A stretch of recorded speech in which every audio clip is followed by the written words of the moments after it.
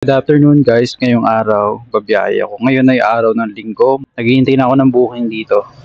Lumabas ako kanina alas 12, tanghali. Ngayon 12:11 na wala pa pumapasok na booking. May pumasok pala kanina pero malayo ang pick up na sa 6.9 kilometers ang pick up kaya hindi ko kinuha. Ngayon naghihintay pa ako ng booking na papasok na medyo malapit na yung pick up dito. 11 minutes na ako naghihintay ng booking. Medyo madalang talaga pag araw ng linggo. Maganda bumiyahe ng linggo kasi walang ganong traffic. Tuloy-tuloy lang ang biyahe.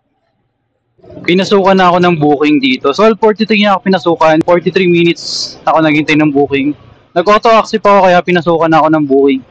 1.1 kilometers ang pick up. 5 minutes naman ang biyahe. Galing dito sa Batasan, papunta naman ng SM North. Bale, 143 ang pamasahe ni sir. Papunta na ako ngayon sa pick up location. Dumating na ako dito sa pick up location. Te-text ko na si sir.